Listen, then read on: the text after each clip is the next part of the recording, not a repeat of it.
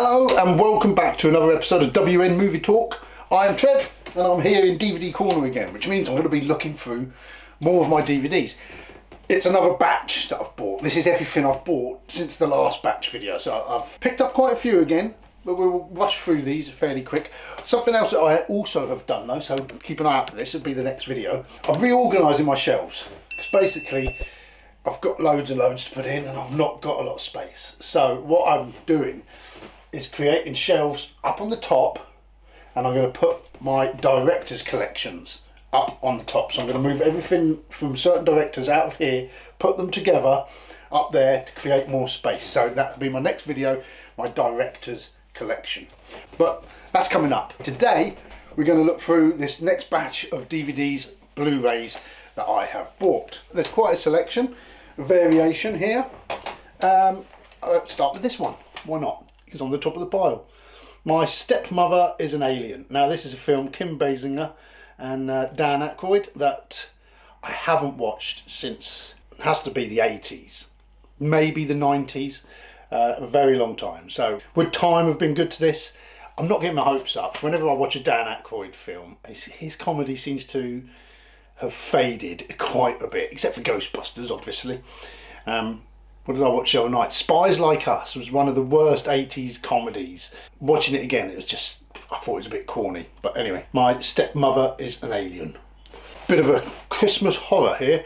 Black Christmas, I don't know much about it, but I thought, oh, I'll collect that for next Christmas. Do some scary Christmas reviews, perhaps. So it says the original stalk and slash movie. So if anyone out there knows much about this one, let me know. This is the movie which single-handedly spawned the shocking stalk and slash genre.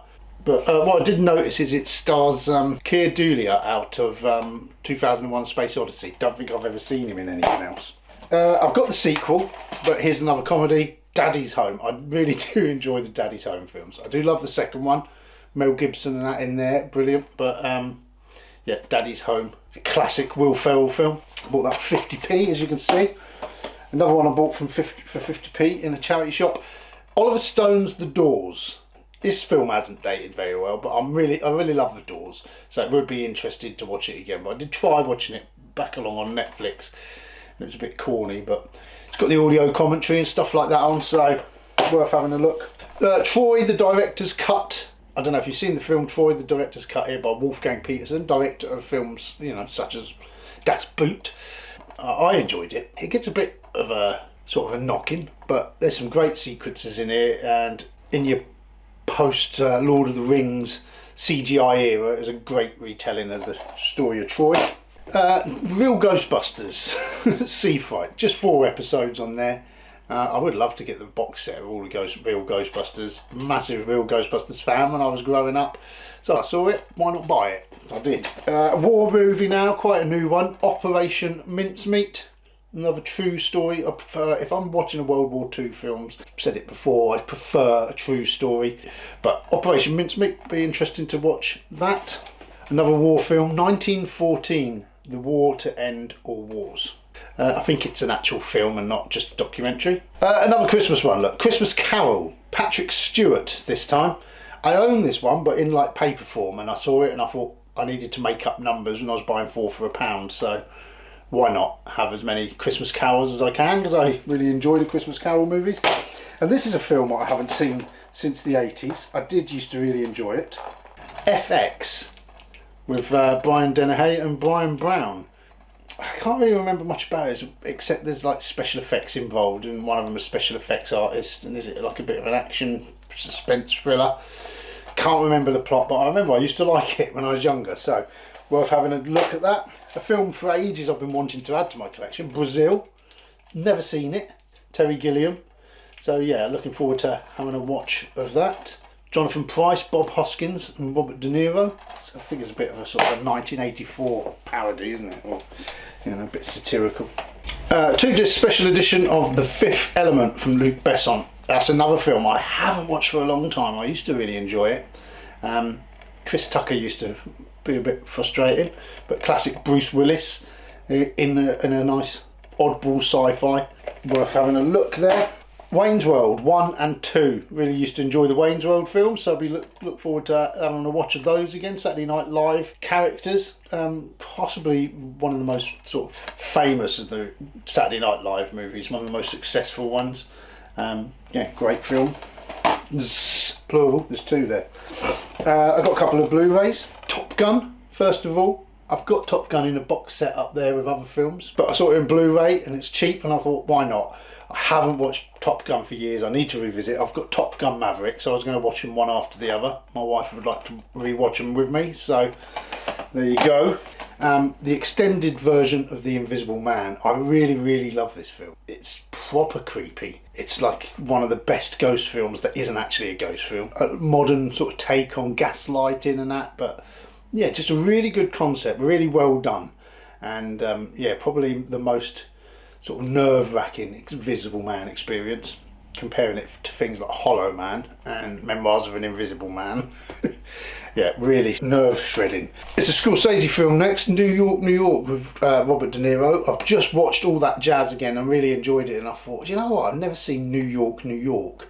I know all that jazz was Bob Fosse, but similar sort of thing, you know, a modern musical, 70s musical, so not really that modern anymore, but added to my Scorsese collection, one I've never seen, so I look forward to watching that. Rare musical from the director.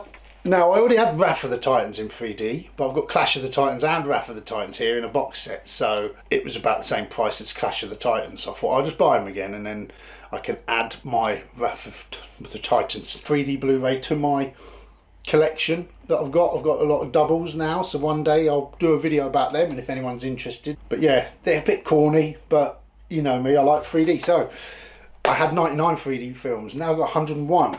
Let's make that 102. Prometheus. I've been meaning to get this for a long time. Not a massive fan.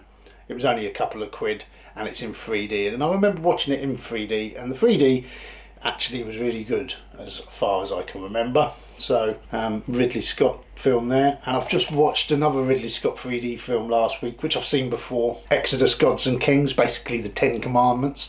But yeah, that was all right. Quite good sequences in that. So there you go, another Ridley Scott 3D movie. 101, 102 3D films. This box of Blu-rays here, the Rocky Heavyweight Collection. So all the Rocky films from Rocky through to Balboa. I've got them all on DVD, but I saw them for a good price on Blu-ray. I thought, yeah, let's get them. And it will create less space as well, because they're quite narrow. So that will save me some extra space on the shelves when I swap those out as well.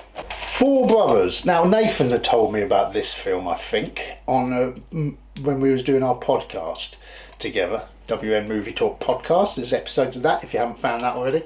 I'm pretty sure Nathan was telling me about it. Someone told me about that and said it was quite a good film. Mark Wahlberg, four brothers. They came home to bury mum and her killer. So a bit of a, I don't know, bit of a thriller. Could be good. Another film, shamefully, I've never watched, but there's a new Edgar Wright version out that hasn't done as well as they'd hoped. I think it's got some bad reviews, and it was one of those films that I saw the trailer, I thought that looked good, and then the trailer continued and continued, and you felt like you'd seen the whole film. Anyway, this is The Running Man, Schwarzenegger, based on a Stephen King book when he writes as his pseudonym. I don't think it's much like the book. I have actually read the book, or listened to the audio book actually, but an Arnold Schwarzenegger film I haven't seen that I need to check out. For the studio, they bought you Little Miss Sunshine and Juno. This just looks quite good, a bit of a ensemble cast called The Way Back. I don't know much about it. It looks a bit like the sort of the quirky comedy dramas that I quite enjoy. Got a good cast. Steve Carell, Toni Collette, Alison Janney, Sam Rockwell, Maya Rudolph. So yeah, that's exactly my type of film. I'll look forward to watching that. The best vampire film in decades, 30 Days of Night. Never seen it. I do like a vampire movie, so I've got quite a few now. I do a vampire series. I keep saying I'll do all these series. I need to get around to it. I need to do another episode of the podcast, but things have been a bit busy. In case you hadn't realised, I'm doing a radio show at the moment. I've got a community radio show where I explore movie scores. Do you guess what it's called? Movie Scores Explored. Every Thursday night on Up Close Radio. If you Google Up Close Radio, go to Thursdays at 9 o'clock and I will be there. UK time, obviously. And then another film I've already got, but another Ridley Scott film, Black Hawk Down. This is like 3-disc special edition, so you know me, I love a special edition. Look at all those special features. So I'll be looking forward to watching that as well. But I've got a version of it over there. I think I've got it on Blu-ray, so I don't know whether to swap it out or just keep them both. But there you go, that's my new editions, which I'm going to try and squeeze into these shelves once I've sorted out the directors. And then that's the next video. So join me next time and I'll show you my new setup, and we go through the films of certain directors that I've put up on a special pedestal. My favourite directors. Hope you look forward to that. Thanks all for watching. I'll see you all again soon. Cheers.